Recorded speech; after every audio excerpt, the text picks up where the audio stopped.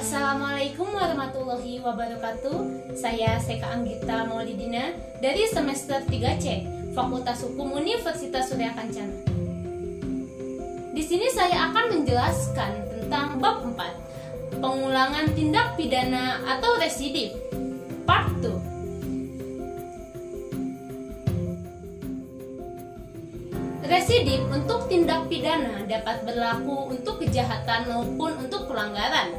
Di antaranya yaitu yang pertama, residif kejahatan.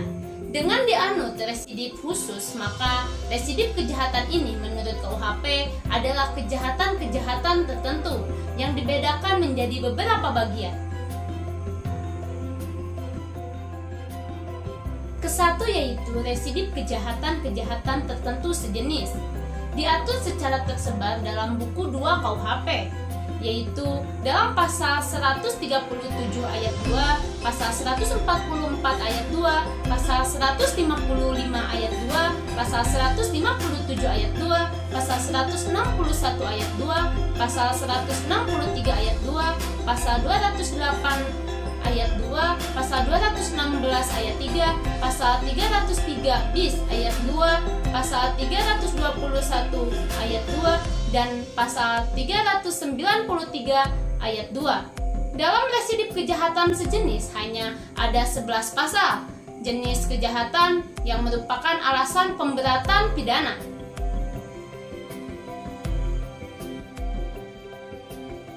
Kedua yaitu residif kejahatan-kejahatan tertentu yang termasuk kelompok jenis. Hanya diatur dalam 3 pasal, yaitu diatur dalam pasal 486, pasal 487, dan pasal 488 KUHP. Ketiga yaitu kelompok jenis kejahatan dalam pasal 488 KUHP mengenai kejahatan penghinaan dan berhubungan dengan penerbitan atau percetakan. Misalnya, penghinaan terhadap presiden atau wakil presiden, pasal 134 sampai 137, penghinaan terhadap kepala negara, sahabat, pasal 142 sampai 144, penghinaan terhadap penguasa atau badan umum, pasal 207 sampai 208, penghinaan terhadap orang, pasal 310 sampai 321, kejahatan penerbitan dan percetakan, pasal 483 sampai 484.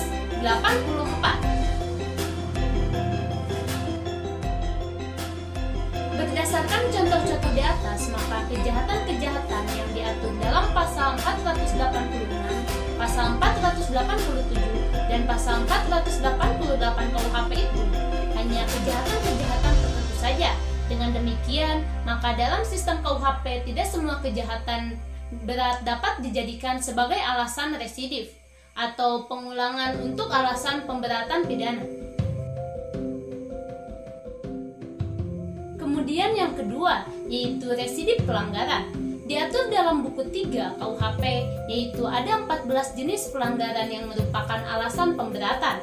Pasal 489, pasal 492, pasal 495, pasal 501, pasal 512, pasal 516, pasal 517, pasal 530, pasal 536, pasal 540, pasal 541, pasal 544, pasal 545, dan pasal 549.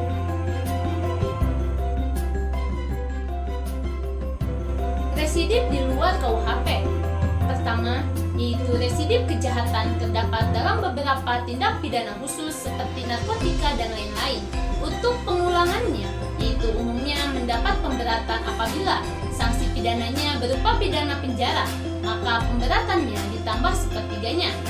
Dan untuk sanksi pidananya ada berupa denda, maka pemberatannya dikali 2.